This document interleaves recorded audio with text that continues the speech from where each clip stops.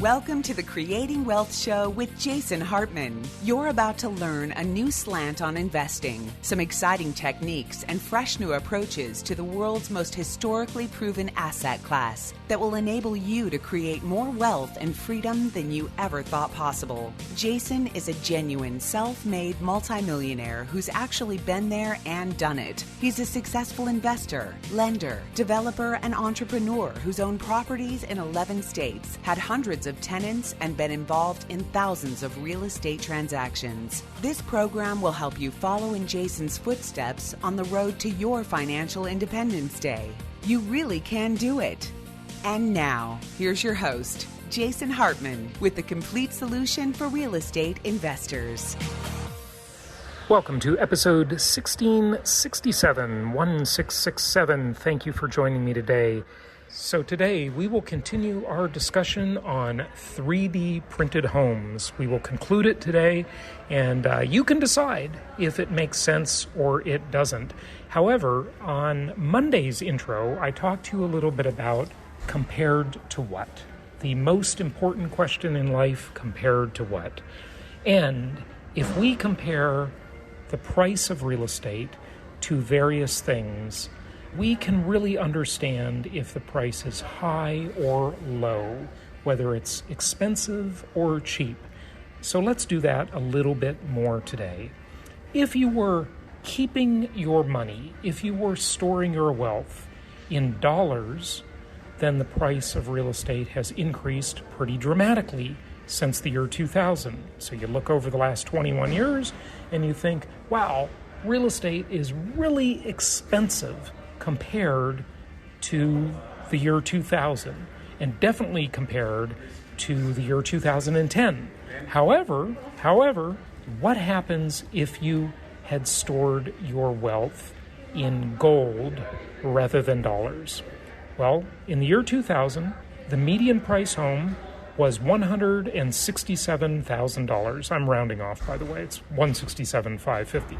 But $167, good enough.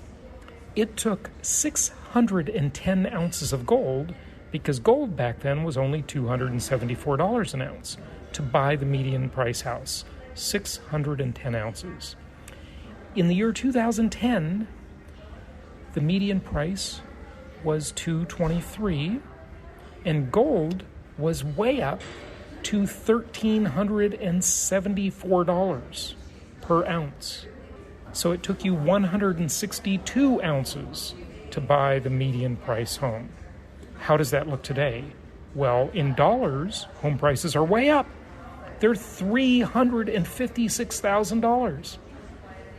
But gold is $1,712. So today, it takes you 208 ounces of gold to buy the median price house. So what do we conclude?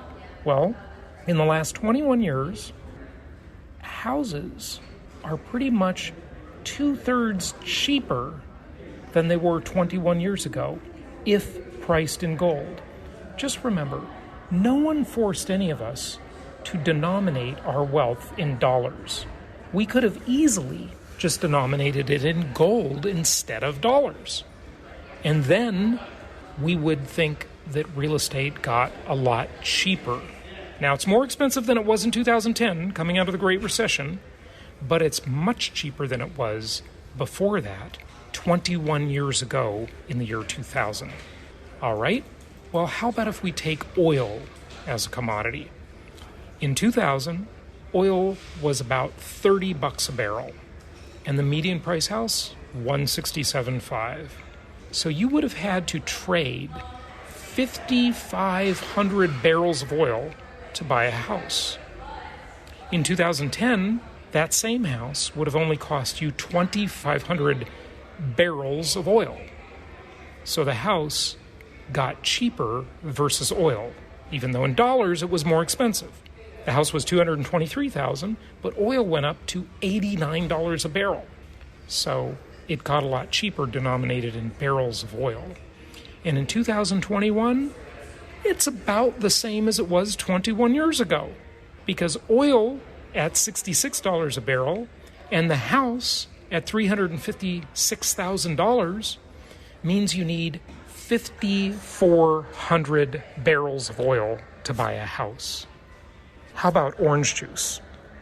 What if you stored your wealth in orange juice futures, right?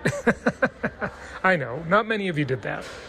In orange juice, houses have become much more expensive because in 2000, orange juice was $92, right? And it would have taken 1,821 pounds of orange juice to buy a house. But now it takes you about double that. In 2021, it will cost you 3,200 pounds of orange juice to buy a house. Do you see how the compared to what question really matters? Let's do one last thing, one last comparison, and then we'll get to our guest and we'll talk about 3D printed homes. Let's talk about the food item that is the most widely consumed food on Earth, that about 2/3 of the world's population relies on to eat. What is that? Of course, you know what I'm going to say. It's rice. In 2000, it would take 29,000 pounds of rice to buy a house. Now it only takes just over 27,000. So, priced in rice, homes are actually a little bit cheaper than they were 21 years ago. But let's just look at 2010, and the number we get there is when it was really cheap, denominated in rice. It was only 17,000, just over 17,000 pounds. So you can really see that it depends how you look at it. And we always need to ask ourselves, compared to what?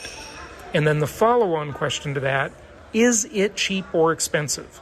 Because if it's cheap, that means there's probably room to grow and see continued price increases. I'll continue to explore this question of, is it cheap or is it expensive, on future episodes. Now, I also want to remind you that it's not the price of the house that matters, it's the price of the monthly payment. It's the monthly cost that really matters more than anything else.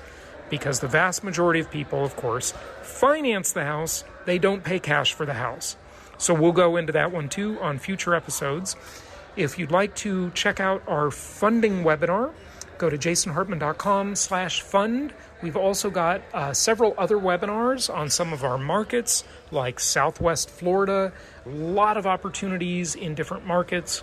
Check with our investment counselors and get the list of all the different web classes so that you can take advantage of those and learn about all of those. Anyway, I will sign off today from Tampa for the intro portion of the show, and I'm in Tampa through Friday, and then headed back to Palm Beach, and then headed to another conference in Las Vegas for 3 days next week. It is interesting. We are starting to see things open up. Live conferences seem to be coming back, doing a lot of speaking at these different conferences. So the world maybe, just maybe, is coming back to normal. We will see. All right, let's get to part 2 of 3D printed houses, and let's go to our guest expert as we continue to discuss this important innovation in housing. Just to go back to the cost thing for a moment, I know you've got a lot more to show us and can't wait to see it.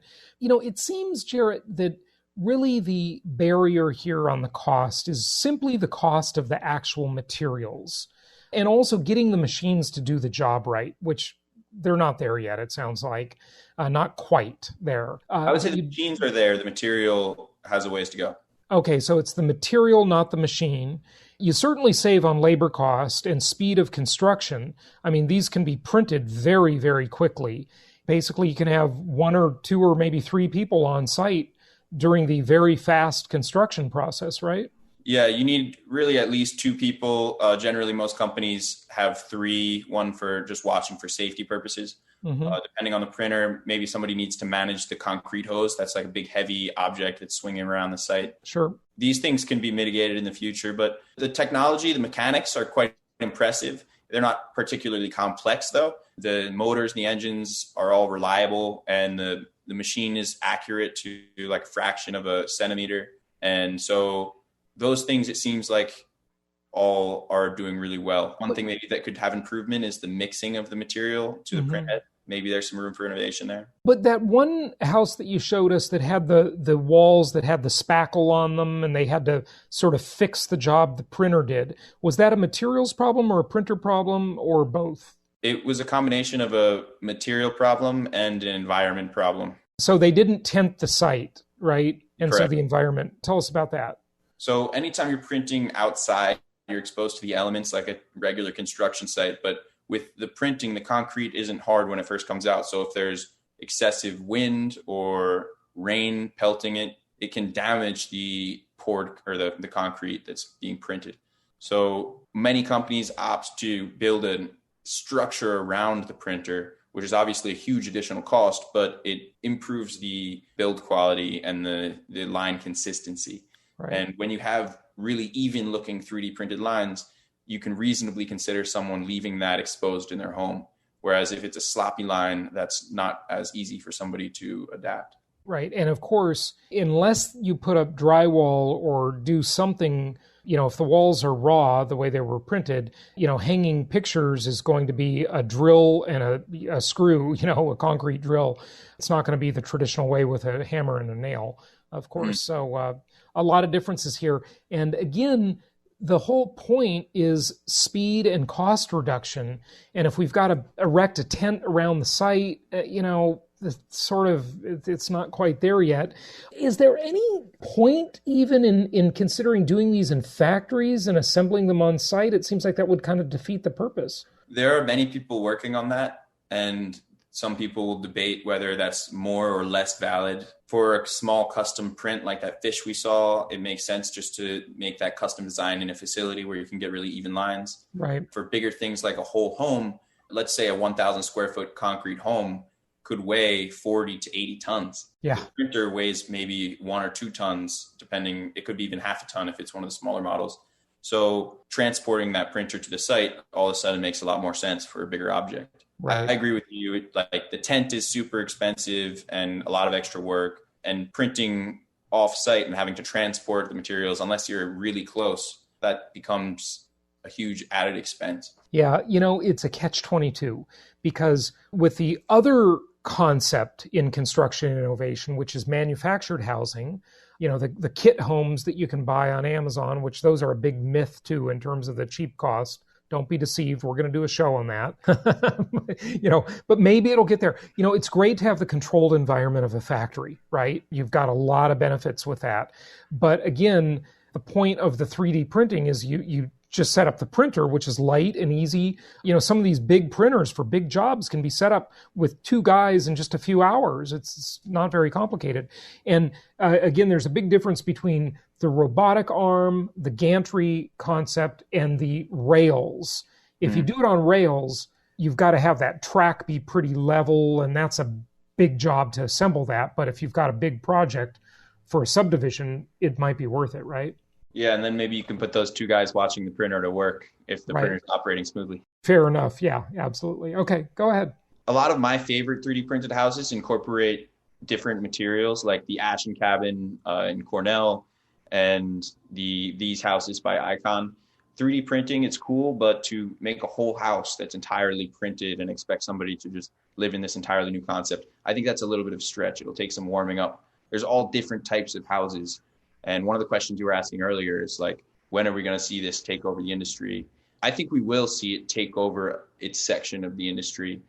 There's never going to be just one model of house that people want to buy because people come in their opinions are as diverse as anything else in the world. Sure. And maybe a small fraction of the homes, the many, many billions of homes that are around the world, maybe a billion, I don't know, but if a small fraction ends up being printed, then this will be a very successful industry. To get there, I think it'll take projects like this that are partially printed and then partially using traditional construction methods. So This is Icon's printer you just saw, the Vulcan printer, and these are the 4 homes that they printed. The first floor of each home is printed in the concrete. They have their own proprietary mixture they call lavacrete. They refer to it sometimes as magma, I guess. And the lines you can see are very, very clean and nice. distant. The second floors of the house are built with traditional construction. You see the zip sheath on the exterior. That's extremely common here in Texas. Pretty much every house has a zip sheath. The printed concrete, it's very strong. It has like a 6,000 PSI strength if it's the same one they were using last time. And that's more than enough to support the second floor of this house. Is the second floor not 3D printed because of the height of the printer limitation, the printer head, or is it just the weight? It would just be so heavy by the time you got to the second story that the first story couldn't support the weight of that additional concrete? For the Icon project, their Vulcan printer only goes high enough to do one floor. Okay. I would imagine that they're planning on raising that limitation unless they've just become so focused on their NASA contracts that construction is like an afterthought for them, which sometimes it seems that way. And by the way, why don't you tell us about the space application for 3D printing?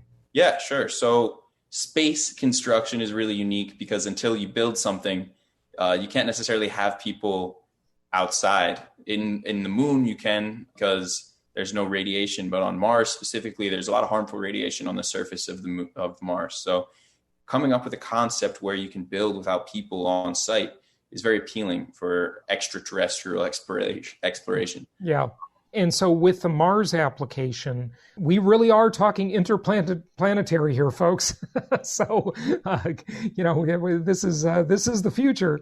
They would do a whole different concept there where they would potentially do these sort of inflatable structures and use the Martian Earth around them, right, to insulate from radiation, or to tell us about that a little bit. I mean, just quickly, Yeah, that's a concept I've seen. The Mars soil is called regolith, and so they're experimenting with how to manipulate the regolith soil to be printable or malleable for construction. The one you're referring to was a project, maybe Space AI or something like that, where they had a kind of army of smaller robots pushing the soil up over a domed like air bubble or something. Right.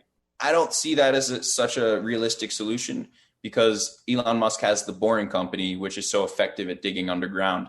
Mm-hmm. And if you're going to just create a cave above ground, you may as well just create the cave underground. We'll see what ends up happening with that. Yeah, we'll see. Okay. Yeah. So here's a recent project it's designed by Mensa Corte, which is an architecture firm in Germany, using a cobot. And that's in Germany, right? That actual house? Yes. Yeah. And this, by the way, is the first German house to be fully permitted for occupancy, right? It's 3D printed, right? It's permitted for construction. I don't think they've finished it, so the certificate of occupancy is probably pending. Okay.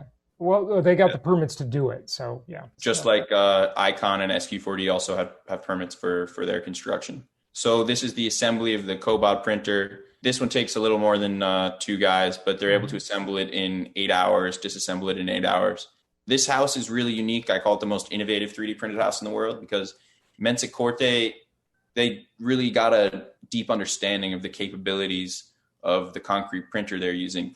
And they considered a bunch of little details, and they brought like the German engineering into 3D printed construction.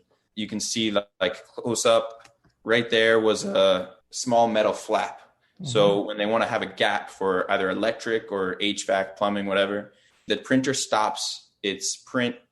And after a few layers, when the gap is big enough, they just place the metal sheet over it. And the printer is able to just go right over that. Like it's a typical layer. So the human intervention, I mean, it's there certainly, but it's not hard labor like you typically see on a construction site with heavy equipment, back-breaking effort. This is just placing small objects in where they belong. Like it looks so simple. Yeah, it does. It does. And for those of you not seeing this, if you're just listening to the audio only version of this, of course, check out the video on our YouTube channel or the other censorship-free channels we're on as well, like BitChute and Rumble. It's pretty remarkable. The machine prints the house. They put in a few pieces of metal for power outlets, switches, etc. Pretty amazing. Yeah, this house also has some other physical features inside that are printed. They have a printed bathtub. They have a printed fireplace. You can see here's the ICF ceiling that they're dropping in. You were mentioning concrete ceilings. So there's a picture further along where you can see how neat and organized all the plumbing and everything is on the roof. It's incredible. Leave it to the Germans. They're the perfectionist engineers for sure. But, that's the thing people have to understand. There's a lot more to a house than just the superstructure. There's the plumbing, the electrical, there's, all of this other stuff. And that stuff can't be 3D printed. It's not like anybody can 3D print an entire house. Yeah, that stuff certainly is not being 3D printed right now. But with all the companies printing metal and plastics and other materials, I don't think it's so hard to imagine that when the concrete walls are like at the nth level of maturity, then people will start dedicating their efforts in 3D printing to these other subcontractors. Right, to the smaller items. Yeah, that makes perfect sense. Sum this up for us, if you would, Jarrett. I mean, how far are we away, if you can take a guess, make a prediction, from seeing commercially viable 3D printed homes? And, when we get there, will they be less expensive? How much less expensive might they be? I mean, nobody really knows for sure, but so far we're just hearing a lot of big claims that just aren't realistic. Yeah, that's a really good question. And the answer is complicated. So economically viable homes, it's, I think, likely that the homes printed by SQ4D and Icon, I believe they'll turn a profit on those. It's a unique situation because they're the ones that developed the printer. And so they're not factoring in all of their development costs and such, but they also don't have the upfront cost of the printer and whatever premium they end up charging on the materials. So is it economically viable for somebody to just jump in and make themselves print one home? No, that's not even really possible right now because you can't get a printer to just print one home. There's so few of them around that if you could rent one, it would be some exorbitant fee. And so it's not really economically viable for the average citizen at the moment. Now, if somebody had a big enough wallet and they wanted to do a project of 100 homes with that economies of scale, if they were able to secure materials at a large batch size for a reasonable price, then they could end up having a profitable project if they bring that scale. That could be possible right now, but because it hasn't been done, can neither be confirmed nor denied. And as yeah, that's a good answer. And as you know, we spent a lot of time last week talking with one of the printer manufacturers. And, I got really interested in thinking I should just buy a printer, start a construction company, buy a printer, start printing affordable housing. But again, there are several hurdles left before we get there, I think, right? Yeah, I mean, if you're deciding between a concrete 3D printer and GameStop stock, then maybe the printer. I don't know. I'm not a real stock expert, but it certainly isn't a guarantee. Yeah, no, it's definitely not that. Anything else you want to talk about, or any more answer to my sort of big compound question I asked you about, what's next and cost and anything more there? I'd like to ask you what you think the implications would be on the economy and real estate if all of a sudden the material cost decreased and the construction of a typical home could be 50% cheaper for 3D printing. Well, I think, number one, that would increase the price of land because suddenly there would be a surge in demand for land because if the construction is now cheaper, and also people would build better houses, they would make them bigger, they would make them better, and they would use that extra available capital to do something nicer. And, hopefully it could make a dent in the homelessness problem. There's a lot of ways to make a dent in that now that just don't happen. I mean, there are all sorts of shopping centers and big box retail stores that are completely empty that could be homeless shelters, and there's all kinds of solutions. So it's not like there's a shortage of available space or anything, but it's a complex question because, there's two components in every real estate deal, right? There's the land cost and the structural cost. So if the structural cost became less expensive, that would open up a lot of opportunities. I think it would make the land cost go up on balance because there'd be more demand. And what would happen to the traditional construction industry? Would there be, massive displacement of jobs? And would the unemployment rate increase? I mean, this is the question with all sorts of automation, not just 3D printing, automated cars and autonomous vehicles and so forth, because transportation is like the world's biggest industry, and if drivers were put out of business, whether they be Uber, taxi, UPS, drone delivery of packages, There's just huge questions there as to what will happen. But so far, the interesting thing about that displacement of the human capital is that there's always been an adjustment period that maybe takes a couple of years for people to adjust and retool for different types of jobs. And if you look at the census data for the types of occupations that have disappeared over the last 50 or 100 years, there's really only one that has gone away: elevator operator. We do the do-it-yourself elevator thing now. We push our own buttons in the elevator, right?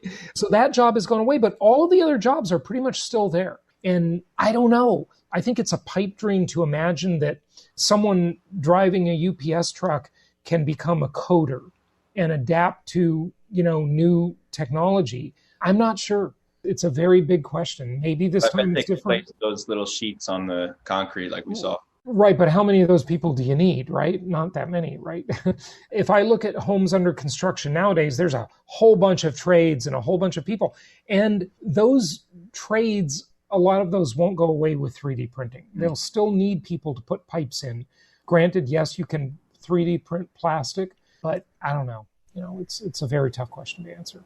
I think that it's different from driving, like the automation of trucking in that industry, Uber, because the infrastructure for those vehicles, like all those Teslas, could just get a software update if full self-driving was legalized and ready, and then it's instantly available nationwide. Whereas these printers, there's like at least a 4-month lead time if you want to buy one, and it requires a huge capital cost. There aren't any financing programs. Right. So it's going to be very gradual. And then also, it's not all-encompassing industry. Like, they can't build anything that big yet. They can't build any skyscrapers. They can't do like huge industrial complexes or warehouses.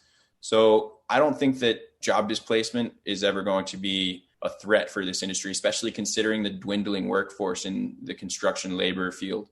Most people are in their like 40s or 50s that are doing construction labor, and that's just not sustainable. Yeah, no, that's true. We definitely have a graying of America and an aging population. And so with that said, a lot of those people cannot do construction jobs.